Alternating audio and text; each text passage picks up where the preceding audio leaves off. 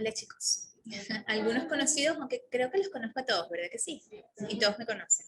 Sí. El doctor César Luis, profesor también de la cátedra de gastroenterología de la Universidad Central como yo, y también gastroenterólogo acá. Algunos sí lo han visto, lo han conocido. Bueno, pues, conozcan.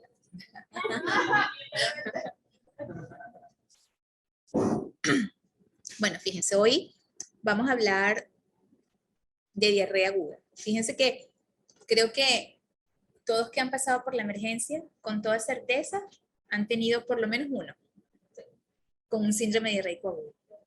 Y por lo menos 20 como extra. Me acuerdo que justamente hace como en 3, 4 guardias, no vimos menos de 20 pacientes con diarrea en ese momento, mayo sobre todo. No sé si se cumple el dicho de las abuelitas de que el mes de mayo es el mes de las diarreas por las lluvias, por los mangos, etcétera, pero bueno, se cumplió en esta oportunidad.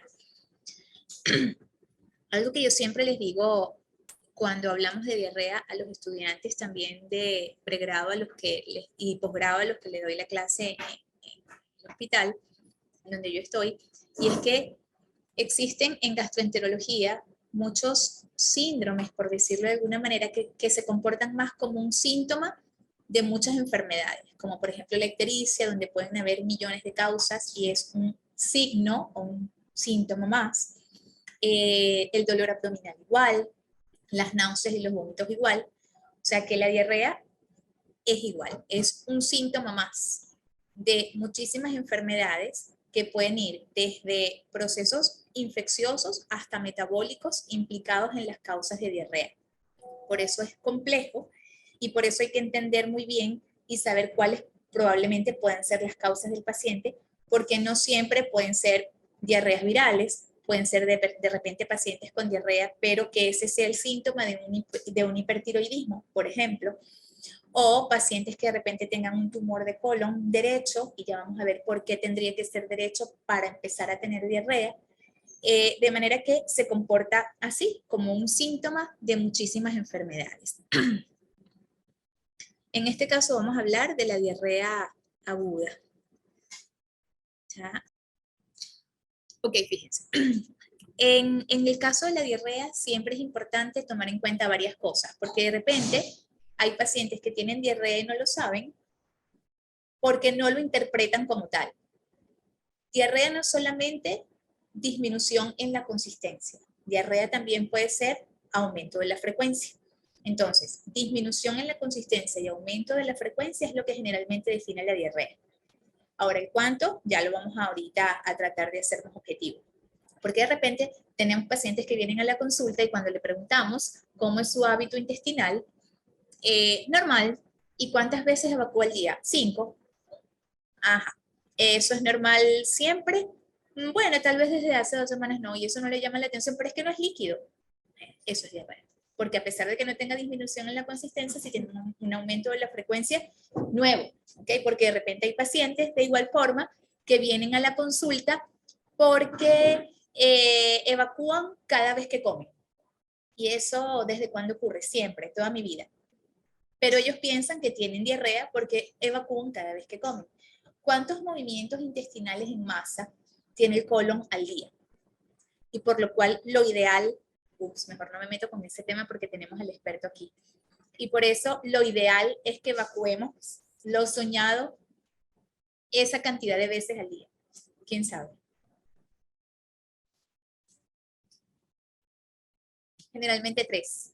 Los movimientos en masa, cuando veíamos fisiología hace muchos años, así vamos a empezar a buscar con un instrumento de pescar esas cositas que probablemente estén en sus cerebros aún.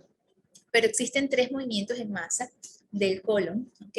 Que son esos movimientos grandes que permiten propulsar las heces a través del colon. Hay pacientes que tienen esos movimientos muchas veces asociados a ese reflejo gastropólico, pero toda la vida son así. Es diferente cuando es algo nuevo. Cada vez que un paciente tiene el paciente tiene un hábito intestinal, por eso se llama hábito intestinal. Cuando ese hábito cambia, es que comienza a ser patológico, ¿ok? Y tenemos que empezar a buscar causas. En este caso, el paciente que consulta porque evacúa de esa forma es probablemente normal. O sea que esa alteración de la frecuencia que él lo siente así no es tal alteración, es algo fisiológico. Entonces por eso el saber todas esas cosas es importante para tener claro cuándo alguien tiene diarrea y cuándo no, y cuándo es aguda y cuándo es crónica. Fíjense, según la Organización Mundial de la Salud y la OPS, la diarrea es eliminación de heces líquidas y semilíquidas en número de 3 o más en 24 horas. O incluso puede ser una sola, pero que tenga como componente moco, pus o sangre en su contenido. Se puede hacer objetivo pesando las deposiciones, cosa que obviamente nadie hace, solamente para temas de estudios en un laboratorio, donde entonces se dice que más de 200, o a los niños, que también puede ocurrir, ¿ok? Más de 200 gramos por día, más de 200 cc en volumen en adultos y más de 10 gramos por kilo por día en los niños. Y también se dice, o está el concepto de diarrea operacional, que fue lo que dijimos antes, la más práctica, disminución de la consistencia, aumento de la frecuencia. Esas tres pueden definir diarrea. ¿Cómo podemos clasificarla?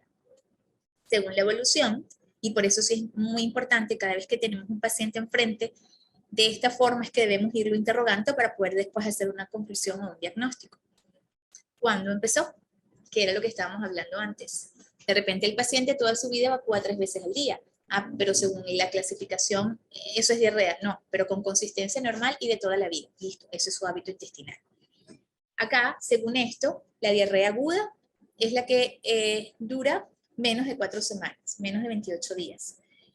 Y esto se lo tenemos que dejar bien claro al paciente porque de repente muchas veces cuando ya tiene 5 o 7 días se asusta y qué horror, qué horrible esta diarrea. Las diarreas agudas pueden estar hasta 28 días o 4 semanas. Y las diarreas crónicas se establecen que pueden ser más de 4 semanas. Pero también existe una clasificación en la cual tenemos que puede ser aguda como tal hasta 2 semanas. Persistente cuando es de 2 a 4 semanas. Y esta es la que más utilizamos. Aguda hasta 2, persistente de 2 a 4, crónica más de 4 semanas. Continuas o incluso intermitente.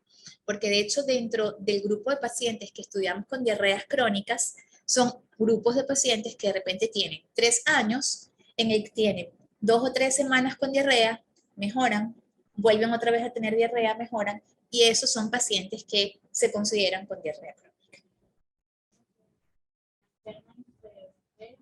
Y normalidad.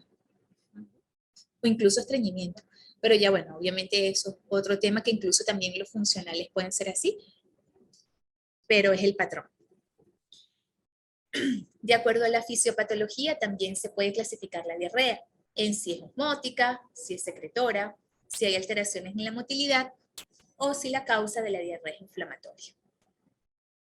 Según el tamaño de las evacuaciones, se puede clasificar en voluminosas y cuando es así, podemos sospechar que se traten de diarreas que se originan en intestino delgado o en el colon derecho, o que pueden ser escasas, como por ejemplo las que se originan en el colon izquierdo y en el recto. ¿Y por qué creen esto? Porque alguien en el que la diarrea, por ejemplo, no sé si alguno lleva a la señora Becerra, Carmen Becerra, en la petrificación. ¿Cómo son las diarreas de esa paciente? ¿Cómo eran? Porque ya está mejor.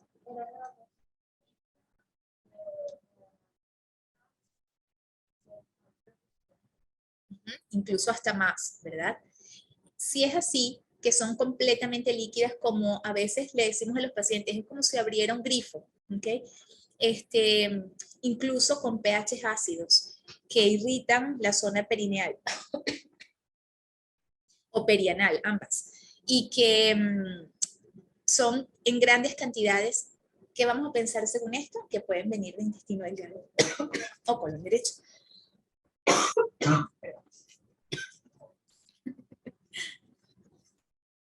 Entonces, fíjense como ya pudiésemos tener una pista de qué pudiese estar ocurriendo, y es por esa razón que yo, además, les pedí virus, sobre todo adenovirus y rotavirus, como parte de las causas. Y según las características de las evacuaciones, también podemos clasificarlas en acuosas, inflamatorias o cuando hay grasa, pues con contenido de grasa. que tienen unas características también determinadas.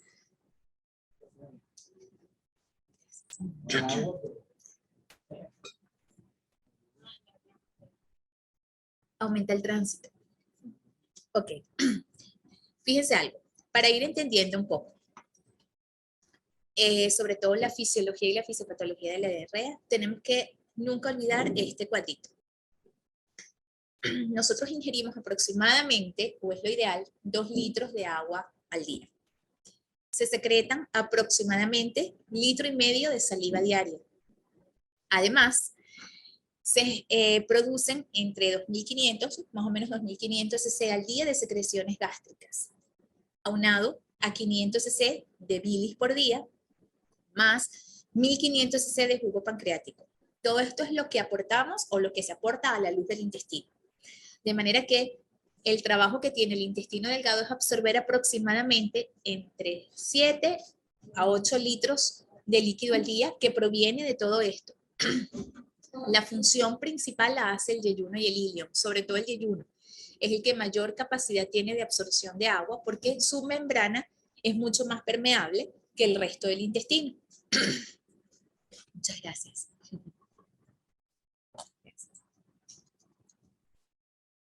De manera que la principal función de absorción de agua y electrolitos la tiene ¿quién? Recuerden siempre, yeyuno e ilium. Y de los dos, sobre todo el yeyuno, en el que se absorben aproximadamente de 3 a 5 litros de líquido y de electrolitos, y aproximadamente 2 a 4 lo hace el ilium. Fíjense cómo entonces, después de toda esta cantidad de líquido que entra a nuestro intestino, solo 1,5 litros o cerca de 2 litros es que logra llegar al colon. Y quien mayormente ejerce esa capacidad de absorción, ¿quién es? El colon derecho. Por eso que dijimos antes que cuando existía cuando vemos esas evacuaciones voluminosas y muy líquidas, probablemente vengan de intestino delgado y de colon derecho, porque son los que pierden la capacidad de absorber entonces agua y electrolitos. Y todo esto se hace para que fisiológicamente logremos excretar solo 100 a 200 cc de agua, que es lo que habitualmente debería de tener las heces en su formación normal. Cuando aumenta esta cantidad, entonces ya comienza esto a ser patológico. Y aquí tenemos entonces las vellosidades. Las vellosidades, ¿dónde se encuentran? En intestino delgado nada más. ¿Okay? Ellas son las que se van a encargar entonces de realizar la absorción de sodio, de cloro, de agua, que son los principales elementos que intervienen en ese intercambio de líquidos electrolitos para mantener como esa homeostasis a nivel de la luz del intestino delgado y del colon, obviamente. Ellas están constituidas por una serie de células, que son los enterocitos, los cuales tienen una parte apical que va hacia la luz y la membrana laterobasal que está entre una y otra de esas células. Y justamente esos canales están constituidos por canales receptores de cloro, de sodio, que son los que se van a intercambiar sodio, cloro, agua, y que justamente ese mecanismo de secreción de electrolitos y agua y de absorción de electrolitos y agua, que es la función de esta célula, ese equilibrio es lo que va a permitir mantener lo que hablamos anteriormente, que llegue todo eso al intestino y que se excreten solamente 100 a 200 cc. Esto de manera resumida porque es muchísimo más larga. La fisiopatología, existe el sodio que entra solo simplemente por permeabilidad a través de la membrana, el sodio que entra unido a potasio, el sodio que entra unido al cloro, el sodio que entra unido a un hidrogenión, o sea, y es larguísimo, tardaríamos como 3 horas y todo se dormiría. Entonces, eso sí lo vamos a profundizar más en casa, pero esto simplemente en grande es para hacerles entender que esta es la célula que se encarga de eso, y además el sodio que entra unido a la glucosa o a otros, a la sacarosa o a otros de los elementos que dentro de los mecanismos fisiopatológicos también forman parte de las causas de la diarrea. Y que además nos valemos de esos para producir o inducir un tipo de diarrea determinada en los pacientes que nosotros preparamos para colonoscopia. De hecho, los laxantes que utilizamos, vamos a ver más adelante qué clasificación tienen y por qué entonces inducen diarrea en esos pacientes. Lo mismo de lo que estábamos hablando, Esto es lo que van a aprender en casa. Y aquí entonces tenemos todos estos agentes, son los agentes que aumentan la absorción a nivel del intestino delgado e inhiben la secreción del mismo. ¿Cuáles son? Los nutrientes como la glucosa, los aminoácidos, los péptidos, los ácidos grasos volátiles, esos principalmente a nivel del colon. Neurotransmisores o neuromusculares y toda la lista que ustedes ven allí. Y los que disminuyen la absorción y estimulan la secreción, es decir, los que inducen diarrea, son las toxinas bacterianas, las virales, las parasitarias inclusive, los ácidos biliares. De hecho, hay pacientes que pudiesen, después de una colecistectomía, tener diarrea. Y resulta que es porque obviamente tienen un mayor aporte, sobre todo en los momentos iniciales, algunos, no todos, porque hay un aumento en la cantidad de ácidos biliares que se ofrece al intestino delgado. Y eso pudiese inducir diarrea por ácidos biliares. Ácidos grasos de cadena larga, esto igualmente a nivel del colon, y todos estos neurotransmisores que ustedes también probablemente conocen y algunos recuerdan. Entonces, el desbalance en la fisiología del proceso intestinal que involucra la absorción de iones y sustratos orgánicos y agua es lo que produce la diarrea. Y en el caso de la paciente posterior a la colecistectomía, le haríamos un contraanálisis y eso con algo para saber qué es diarrea por eso, o solo sería interrogatorio, cantidad, correlacionado. Sí. Y tiempo. Normal. Pudiese tener coproanálisis normal, pudiese tener, pasa que medir los ácidos biliares en las heces, eso es muy difícil, eso no lo haces. Pero pudiesen ser diarreas de repente más verdosas, más líquidas, más relacionadas con la ingesta de alimentos, son más postprandiales, son frecuentes, generalmente no tienen moco, o sea, ese componente inflamatorio no existe. Y el paciente sabe decírtelo, o sea, tú lo sabes reconocer porque es demasiado causa-efecto. Y puedes hacer a veces pruebas terapéuticas con colesteramina, por ejemplo, en el cual el medicamento tiene como efecto atrapar los ácidos biliares a nivel de intestino delgado y eso puede producir mejoría. Así como de repente en otras patologías en el que das medicamentos para ver respuesta-efecto, en el caso del Gilbert, que damos fenobarbital o algunos medicamentos para ver si realmente eso mejora la hiperbilirubinemia y poder comprobar sin hacer los estudios genéticos de un Gilbert, más o menos aquí pudiese ser. Así. Coloquialmente lo llaman despeños biliares. Cuando tiene vesícula, a lo mejor hay una producción de bilis por fase cefálica, fase gástrica, y esa bilis sale directamente al duodeno que no se almacena en la vesícula. Entonces, ese contenido de ácidos biliares pasa más al colon y puede dar una diarrea. Pero es un episodio de diarrea, es autolimitado, que el paciente sabe. Ahora, si hubiese fiebre, hubiese sangre, hubiese otra serie de cosas, ok. Pero un solo episodio de diarrea que se le quite, ya el paciente sabe que es lo que le ha ocurrido otras veces. Y probablemente no consulta por eso. Pero puede. No tipo diferencial. Despeñaste.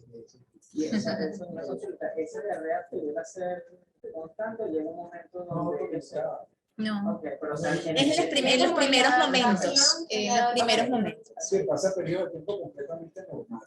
Y después la persona de una diarrea y como se preocupó, consulte, sigue su vida como nosotros. Gracias. Y un pequeño porcentaje que de repente sí, haces la prueba terapéutica con la colesteramina. Ok, entonces la fisiopatología se basa básicamente en que hay diferentes alteraciones en ese aumento o disminución de absorción, secreción, que es básicamente lo que hace esa célula. Cuando existe una disminución en la absorción, hablamos de diarreas osmóticas. Cuando existe un aumento en la secreción, hablamos de diarreas secretoras. Cuando existen alteraciones de la motilidad, bien sea que aumente o disminuya, entonces justamente la causa es eso, alteración de la motilidad y que no tiene nada que ver con procesos de secreción ni de absorción, sino netamente de actividad muscular del intestino. Cuando hay procesos inflamatorios, entonces hablamos de diarreas inflamatorias, pero ahí sí vamos a tener otras alteraciones que nos van a permitir saber que probablemente esto la causa es probablemente inflamatoria y que es la presencia de en las heces. ¿Qué hay en las heces que nos puede hacer pensar que la causa es inflamatoria? Moco. Diarrea, moco es traducción de que algo está inflamado allí. ¿Ok? Porque generalmente las osmóticas y las secretorias rara vez, a menos que sea que tengan un componente inflamatorio, rara vez tienen presencia de moco en las heces.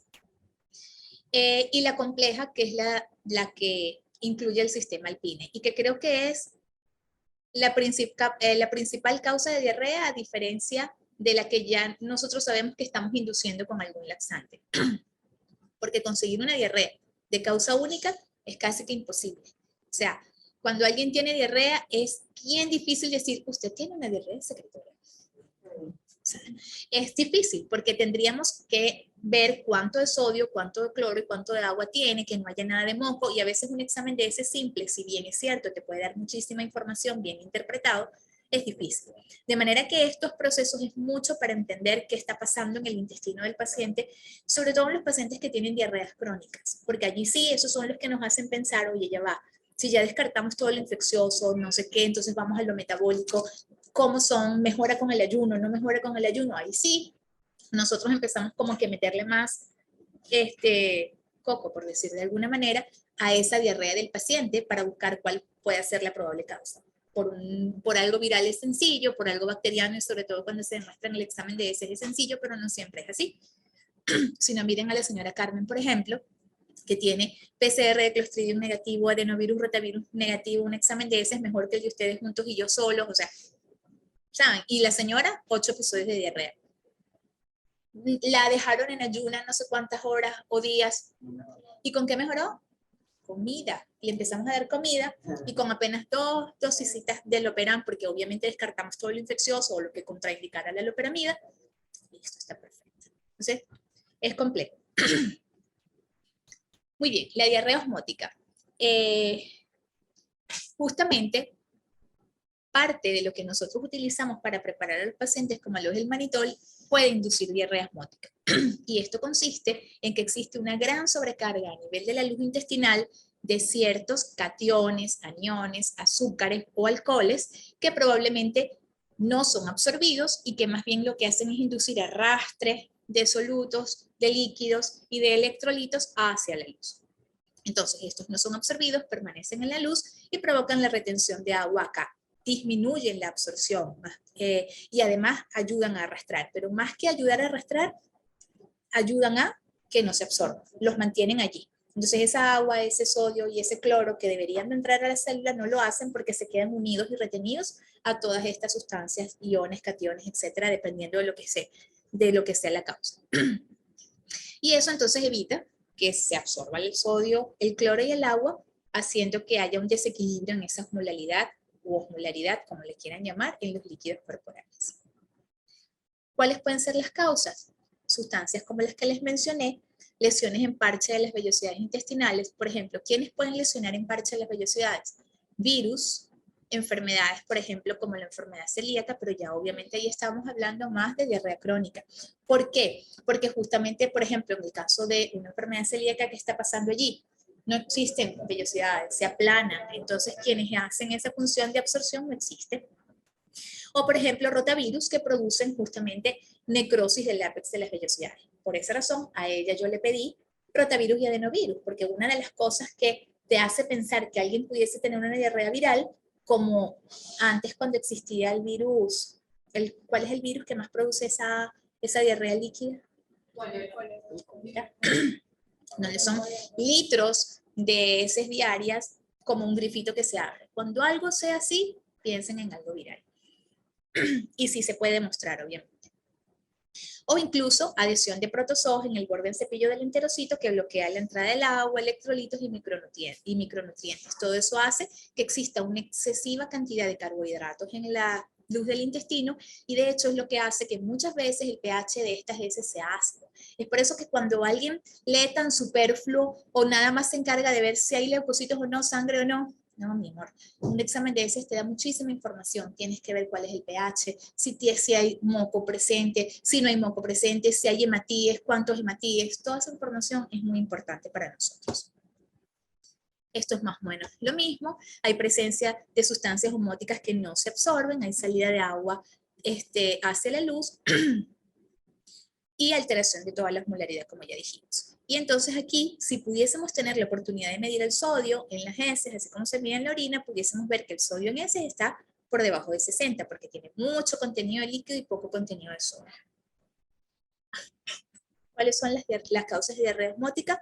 Los laxantes, como dijimos, como el polietilenglicol, que son lo que nosotros utilizamos para preparar a los pacientes, antiácidos, ciertos alimentos, los FODMAPs. Esto es la abreviatura de lo que se contiene en ciertas dietas, fructo, oligo, di, mono, polisacáridos, que están en ciertos alimentos y que en los pacientes que tienen intestino irritable, nosotros le decimos, métase, busca dieta FODMAP, y eso es lo que tú vas a sacar de la dieta, no es lo que te vas a comer, es lo que vas a sacar. Entonces ellos más o menos en las dietas FODMAP indican que sí y que no. Ciertos medicamentos como la colchicina, la colesteramina, pueden también producir ciertas diarreas osmóticas. Y en el caso de causas endógenas, las congénitas o adquiridas. Y la diarrea osmótica usualmente, y esto también es bueno recordarlo, es la que cede con el ayuno. También en ella se probó, no funcionó. Ok, la diarrea secretora. Aquí es la luz del intestino, ya no es lo que está en la luz, perdón, es lo que está en la célula lo que induce la diarrea. Es la secreción, un aumento en la secreción neta de aniones como el cloro o el bicarbonato, potasio o la inhibición neta de la absorción de sodio. El estímulo para la secreción, que en este caso está aumentada, proviene de la luz, del espacio subepitelial, de la circulación sistémica o hay alteraciones de los sistemas mensajeros que regulan el transporte de iones, que son básicamente estos. El estímulo de las células enterocromafines son quimiosensibles, mecanosensibles y obviamente secreción de sustancias. Fíjense que muchas veces el dilatar o el distender la pared de la mucosa puede muchas veces estimular también la producción de iones e inducir o hacer que el paciente tenga más diarrea. Todos estos son los mecanismos, no los vamos a repetir. En el caso de las diarreas por alteración motora, y es aquí donde muchas veces esta pudiese ser más la causa de pacientes que tienen alteraciones funcionales. Fíjense, por ejemplo, en el caso de pacientes con intestino irritable, donde son diarreas netamente funcionales, aquí no hay desequilibrio de electrolitos ni de agua, y el paciente tiene diarrea, pero porque tiene, ¿qué? Alteraciones de la motilidad. Entonces, en estos pacientes no voy a ver fiebre, y es por eso que cuando tenemos un paciente con diarrea de larga data, si tiene fiebre y si tiene pérdida de peso, ni de broma voy a pensar que tiene un intestino irritable, porque esos desbalances de electrolitos o procesos inflamatorios son otra cosa. Mientras que en el caso de, por ejemplo, los pacientes con intestino irritable, donde el trastorno es motor netamente, allí sí puedo tener esto como causa y no voy a tener ni desbalances hidroelectrolíticos, ni deshidratación, ni ninguna otra cosa en el paciente, porque el problema está en la motilidad. Sin embargo, pueden tener cierto componente secretor y osmótico, la motilidad está aumentada, y por eso yo les decía que a veces encontrar como que una es la única causa de diarrea es difícil, porque de alguna manera, de manera secundaria, puedo tener aumento en la secreción de sodio y agua, aunque eso no te produzca ningún desbalance en el paciente. Existe la llamada prisa intestinal. La diarrea se exacerba por malabsorción de ciertos nutrientes que producen un componente osmótico. En el caso de la diabetes o diarrea posvagotomía, la prisa intestinal ha sido vinculada al funcionamiento anormal del sistema nervioso entérico. Y esta justamente es una de las causas de diarrea en pacientes diabéticos. Acuérdense que en los diabéticos que hay alteración de la motilidad gastrointestinal, tienen gastroparesia, pueden tener diarrea o estreñimiento, y el mecanismo fisiopatológico entonces es por alteración de la motilidad intestinal. En la amiloidosis igual, ¿por qué? Porque se depositan justamente esos amiloides, esos cuerpos de amiloide a nivel de las células impiden la absorción, pero también a nivel del músculo y pueden entonces también alterar la motilidad en estos pacientes. Podemos tener diarrea con tránsito lento, raro, pero sí, son incluso estos pacientes, por ejemplo, que hacen diarrea por rebosamiento. Los pacientes, por ejemplo, que tienen un tumor estenosante de intestino, ¿cómo puede estar obstruido y tener diarrea? Claro, lo hace porque a pesar de que tiene un tránsito lento justamente por la obstrucción, son otros los mecanismos que están implicados y tienen mucho que ver con la motilidad y con la absorción de secreción y agua, que hacen que justamente para poder atravesar ese pequeño orificio que tienen, la diarrea como tiene que ser, las evacuaciones como tienen que ser líquidas. Entonces por eso tenemos lo que llamamos diarrea por rebosamiento, como en la pseudoobstrucción. ¿Vieron? Son diarreas secretoras por secreción activa de potasio relacionado con disfunción entérica o autonómica. En el caso de las diarreas inflamatorias, hay daño del enterocito, hay inflamación, hay aumento de la secreción intestinal, hay aumento de la motilidad y hay daño epitelial, donde hay una disminución de estas enzimas, la disacaridasa, la proteasa y los transportadores, alteración de la permeabilidad, atrofia vellocitaria y efectos locales y sistémicos. Una causa importantísima, diarrea inflamatoria. ¿En un virus lo puedes ver? Claro. En un paciente que tenga una enfermedad inflamatoria intestinal, obviamente. Y fíjense cómo, una vez más, encontrar una misma causa para toda la diarrea es difícil, siempre es mezclado. ¿Cuáles pueden ser las causas de diarrea inflamatoria? Obviamente las infecciosas, entre las cuales tenemos las invasoras, bacterias, virus y parásitos, productoras de toxina, que casi siempre son bacterianas, o autoinmunes en el caso de las diarreas inflamatorias, como la enfermedad inflamatoria intestinal. Tóxicas, vasculares o idiopáticas. Y esto es lo que les comentaba de la diarrea compleja, que casi siempre es la causa fundamental. Sistema regulador alpines, integra el sistema autocrino, luminal, paracrino, inmune, nervioso, endocrino y determina cambios coordinados de las funciones mucosales y musculares que posibilitan respuestas de adaptación a la modificación del medio. Entonces esto es lo que de alguna manera explica la diarrea en un paciente, porque es la combinación de absolutamente todo de lo que hemos hablado. ¿Qué nos interesa entonces en un paciente con diarrea? ¿Desde cuándo tiene la diarrea? Obviamente la edad del paciente, para saber si se trata de algo congénito, o de repente el paciente ya te puede decir que tiene un megacolon desde que era pequeño, por lo cual lo operaron, o por lo cual ya tiene trastornos del tránsito a pesar de que tiene 30 años. El patrón, si es continuo o es intermitente, de dónde viene, si otras personas de casa también tienen diarrea, si recién viajó, si está tomando algún tipo de medicamento. Obviamente, siempre yo cuando voy a la farmacia leo que tienen algunos de los medicamentos que se utilizan para bajar de peso. Y hubo un tiempo en el que muchos de ellos tienen hormona tiroidea. Sin darse cuenta, comienzan a leer algunos de ellos y tienen tiroxina. Obviamente, el paciente tiene diarrea y va a tener pérdida de peso. Excelente. Esa es la que me va a tocar. Como el orlista. Exactamente.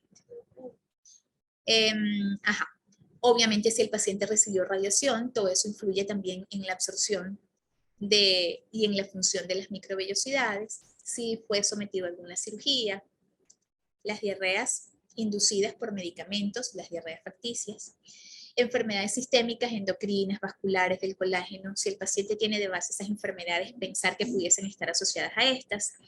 ¿Cómo son las heces? ¿Tienen sangre? ¿Tienen moco? ¿Son solo líquidas? El paciente logra contener o es urgencia lo que tiene, en el que si no llega al baño se hace. Si hay o no dolor abdominal, obviamente mientras menos dolor, más funcional probablemente es la causa. Si hay o no pérdida de peso y qué factores lo agravan y cuáles lo atenúan. El ayuno, que es lo que siempre tratamos de preguntar. Todos los agentes que pueden estar implicados. Al examen físico y a la analítica, que me interesa al examen físico saber si el paciente obviamente tiene pérdida de peso o no. Si es un diabético y tiene parestesias, pensar que obviamente ya tengo alteraciones neurogastrointestinales. Me interesa saber la hematología completa. Si hay anemia, no voy a pensar que es una diarrea aguda por un proceso infeccioso. Si estamos concentrados, el contagio de glóbulos blancos para saber si hay algo infeccioso o no. En el caso de las diarreas bacterianas, el coprocultivo, obviamente. Si hay neutropenia severa, pensar que en esos pacientes neutropénicos puede haber salmonelosis asociada. Y un creatinina, que obviamente nos habla de si está deshidratado o no. En el examen simple de heces, ¿qué vamos a buscar? La consistencia, si es líquida, blanda o dura, el color, si hay la presencia de moco, sangre o restos de alimentos, si hay la presencia de alimentos, el pH, recuerden que el pH normal es de 6.5. en los estados secretores, una cantidad de bicarbonato de forma importante puede permanecer en el agua, por lo cual mantenemos más bien pHs alcalinos. Mientras que cuando tenemos pHs ácidos, lo que les estaba diciendo, puede ser intestino delgado por trastornos en la absorción de carbohidratos. Entonces, fíjense cómo el pH es importantísimo para decirnos de dónde probablemente puede venir esa diarrea. Los electrolitos en heces, que son obviamente no, pero es importante en las diarreas acuosas, sobre todo para determinar el GAP fecal. Si hay presencia o no de parásitos, obviamente eso ya nos va a dar diagnóstico. El contagio de leucocitos, los polimorfos, aquí sobre todo que sí, a veces te lo clasifican tanto por ciento polimorfos, bueno, tú puedes sospechar de que puede ser algo bacteriano o no. Si hay predominio de polimorfos, pensamos en Shigella, Salmonella, Escherichia coli inclusive. El coprocultivo es importante, y cuando va más allá de pacientes inmunocomprometidos o que hayan recibido antibióticos, pensar en Clostridium, siempre pedir, por ejemplo, aquí sobre todo que podemos hacer parásitos emergentes para buscar otras causas de procesos infecciosos de diarreas tanto agudas como crónicas. Obviamente si el paciente está muy tóxico, pues hacer otro tipo de estudios como una rayos X de abdomen, y cuando son diarreas severas, que no responden a tratamiento en forma fácil, se pudiese hacer una rectosigmoidoscopia, pero esto sí hay que individualizarlo muy bien. No a todo el mundo se le hace una rectosigmoidoscopia por una diarrea aguda, si no seríamos millonarios los gastroenterólogos, aunque hay quienes lo hacen, pero no es lo correcto, ¿ok? Y obviamente todo paciente con VIH siempre, sea aguda o crónica, debe ser estudiado con un colon. ¿Qué concluimos? La diarrea es un síntoma, no es una enfermedad. La respuesta, obviamente, forma parte de una respuesta protectora ante daño intestinal. Es multifactorial. Siempre hay que conocer la epidemiología del paciente, hay que individualizar a todos los pacientes y, obviamente, optimizar recursos.